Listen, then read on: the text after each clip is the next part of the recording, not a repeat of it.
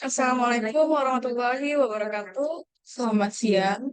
Izin sebelumnya kami di sini ingin mempresentasikan tentang materi pengolahan data. Sebelumnya perkenalkan nama saya Risma Dwi Anggreni. Saya Cynthia Margaret. Saya Mianovika, saya Dian Rizkyani. Pengertian pengolahan data. Pengolahan data adalah manipulasi data agar menjadi bentuk yang lebih berguna. Pengolahan data ini tidak hanya berupa perhitungan numeris, tetapi juga operasi-operasi seperti klasifikasi data dan perpindahan data dari satu tempat ke tempat yang lainnya. Proses pengolahan data ini dimulai dengan data dalam bentuk mentahnya dan mengubahnya menjadi format yang lebih mudah dibaca, seperti grafik, dokumen, dan lain-lain. Nah, memberikan bentuk dan konteks yang diperlukan untuk ditafsirkan oleh komputer dan digunakan oleh karyawan di seluruh organisasi. Kemudian data dalam penelitian kuantitatif merupakan hasil pengukuran terhadap keberadaan suatu variabel, dan variabel ini yang diukur merupakan gejala yang menjadi sasaran pengamatan penelitian. Data yang diperoleh melalui pengukuran variabel dapat berupa data nominal, ordinal, interval, atau rasio. Nah, pengolahan data ini adalah suatu proses untuk mendapatkan data dari setiap variabel penelitian yang siap dianalisis. Pengolahan data ini meliputi kegiatan pengeditan data, transformasi data, serta penyajian data sehingga diperoleh data yang lengkap dari masing-masing objek untuk setiap variabel yang diteliti. Dan pengolahan data. Nomor 1, mengubah data mentah menjadi informasi. Nah, tujuan utama dari pengolahan data adalah untuk mengubah data menjadi informasi yang berguna bagi pengguna. Kemudian yang kedua, mempermudah pengambilan keputusan. Data mentah yang telah diolah menjadi informasi berguna dapat membantu mempermudah pengambilan keputusan bagi setiap penggunanya. Kemudian yang ketiga, menyediakan data yang akurat dan valid. Seluruh data mentah yang sudah dikumpulkan akan diolah dan disaring untuk memastikan bahwa data yang disediakan adalah akurat dan valid. Kemudian yang keempat, mengurangi biaya dan waktu. Menggunakan teknik dan metode yang efisien dapat membantu mengurangi biaya dan waktu yang dibutuhkan untuk mengumpulkan dan menganalisa data. Kemudian yang kelima, membuat data lebih mudah dikelola. Data yang diolah menjadi informasi berguna dapat membuat data-data tersebut menjadi lebih mudah dikelola dan diolah kembali untuk keperluan selanjutnya. Teknik pengolahan data. Yang pertama ada batch processing. Nah, teknik ini melibatkan pengolahan data secara berkala atau sekaligus dalam batch atau kelompok yang besar. Kemudian proses pengolahan data ini dilakukan pada data yang terkumpul dan tidak dilakukan secara real time. Jadi batch processing ini sering digunakan untuk tugas-tugas pemrosesan yang besar dan kompleks, seperti laporan bulanan atau pemrosesan gaji. Kemudian yang kedua, ada real time processing. Teknik ini melibatkan pengolahan data secara real time, sehingga data dapat diproses dan diterima hasilnya pada saat yang sama. Kemudian real-time processing ini sering digunakan dalam aplikasi-aplikasi yang membutuhkan waktu tanggap cepat seperti sistem transaksi, pemantauan sensori, dan aplikasi permainan. Dan yang ketiga ada online processing. Teknik ini melibatkan pengolahan data secara terus-menerus saat data masuk dan memproses setiap data individu secara terpisah. Jadi online processing ini sering digunakan dalam sistem yang membutuhkan interaksi real-time antara pengguna dan sistem, seperti aplikasi e-niaga atau e-commerce, sistem informasi pelanggan, dan sistem informasi manajemen. Kemudian di sini ada multiprocessing. Nah, teknik ini melibatkan pengolahan data oleh beberapa prosesor atau mesin pada saat yang sama. Jadi membagi tugas memproseskan data menjadi beberapa bagian yang berbeda. Nah, multiprocessing ini dapat meningkatkan efisiensi dan kecepatan pengolahan data, terutama untuk tugas-tugas yang membutuhkan sumber daya yang besar.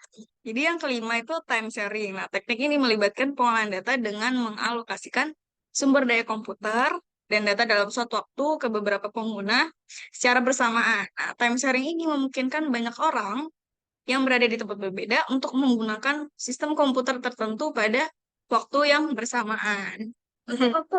Lalu metode pengolahan data. Yang pertama itu pengolahan data manual.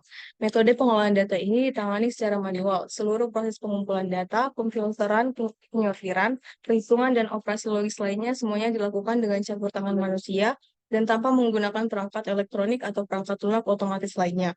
Ini adalah metode berbiaya rendah dan membutuhkan sedikit atau tanpa alat, tetapi dapat menghasilkan kesalahan yang tinggi, biaya tenaga kerja yang tinggi, dan banyak waktu serta tugas yang repetitif. Lalu yang kedua ada pengolahan data mekanis. Dalam metode ini, data diproses secara mekanis melalui penggunaan perangkat dan mesin. Ini dapat mencakup perangkat sederhana seperti kalkulator, mesin ketik, mesin cetak, dan lain-lain. Metode ini dapat digunakan untuk operasi pengolahan data sederhana. Selain itu, metode ini juga dapat memiliki tingkat kesalahan yang jauh lebih sedikit daripada pengolahan data manual. Tetapi peningkatan jumlah data membuat metode ini lebih kompleks dan sulit. Yang ketiga ada pengolahan data elektronik. Dalam metode ini, data diproses dengan teknologi modern menggunakan perangkat lunak dan program pengolah data. Satu set instruksi diberikan kepada perangkat lunak untuk memproses data dan kemudian menghasilkan output. Metode ini adalah yang paling mahal, tetapi dapat memberikan kecepatan pemrosesan tercepat dengan keandalan dan akurasi keluaran tertinggi. Lalu ada siklus pengolahan data. Yang pertama itu ada collection.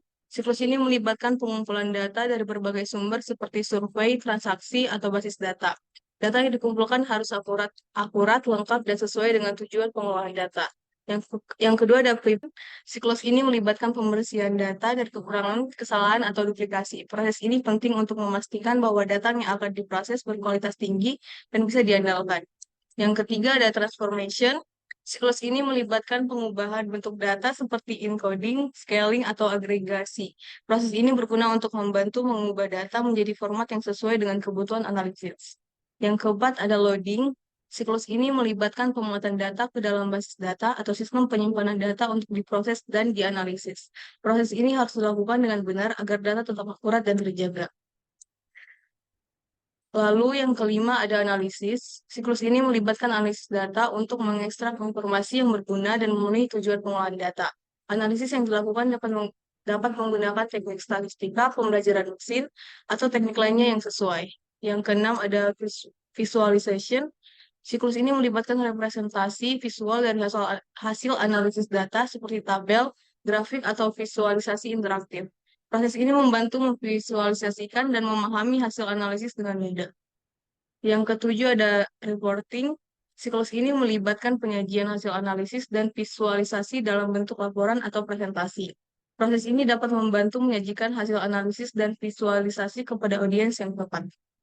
Lalu contoh pengolahan data yang pertama adalah perangkat lunak perdagangan saham yang mengubah jutaan data saham menjadi grafik sederhana. Yang kedua, perusahaan e-niaga menggunakan riwayat pencarian pelanggan untuk merekomendasikan produk. Yang ketiga, perusahaan pemasaran digital menggunakan data demografis orang untuk menyusun strategi kampanye berdasarkan lokasi. Yang keempat, mobil self-driving menggunakan data real-time dari sensor untuk mendeteksi jika ada pejalan kaki dan mobil lain di jalan. Ada kompilasi pengolahan data. Kompilasi pengolahan data adalah kegiatan penyusunan data sedemikian rupa agar mudah dibaca, dilihat kaitannya satu dengan yang lain, dan informatif. Kualitas dari kompilasi pengolahan data ini yaitu harus implisit mempunyai bobot analisis, artinya kompilasi sudah dapat dibaca di masa yang akan datang dan penting peranannya dalam proses perencanaan. Bentuk dari kompilasi pengolahan data ini seperti tabel, peta, grafik, gambar, dan bagan. Selanjutnya ada penyajian data. Penyajian data itu adalah data yang telah dikumpulkan dari hasil observasi lapangan atau survei atau inventarisasi data untuk keperluan analisis data dan penyusunan laporan. Jadi yang pertama itu ada penyajian data statistik. Di atasnya itu kan ada tabel. Tabel itu biasanya ditulis pada bagian tengah atau center dari atas tabel. Terus yang kedua ada judul kolom. Biasanya itu ditulis dengan singkat dan jelas sebagai keterangan dari isi tabel tersebut. Terus yang terakhir itu ada isi tabel. Biasanya isi tabel itu berisi penulisan sumber pada bawah tabel. Ada penyajian data diagram. Penyajian data diagram itu contohnya ada diagram batang, diagram garis, diagram simbol, diagram lingkaran, diagram titik, dan ada yang ketiga itu ada penyajian data spesial. Penyajian data spesial itu adalah penyajian data dapat dalam bentuk model spesial atau peta. Nih biasanya contohnya seperti ini. Menggunakan simbol garis dan pewarnaan yang dijelaskan dalam legenda. Ada analisis data. Analisis adalah kajian atau penyelidikan atau telaah suatu peristiwa untuk mengetahui keadaan, kondisi, dan permasalahannya. Tahapan analisis tersebut adalah penulisan laporan, deskripsi data, mengolah data, membaca keseluruhan data, mengolah dan mempersiapkan data. Contoh analisis data. Ini contohnya ya. Lalu ada input data. Langkah pertama, mengambil data transaksi dan memasukkannya ke dalam sistem. Data harus dikumpulkan dari tiga segi aktivitas bisnis. Yang pertama, setiap aktivitas yang menarik.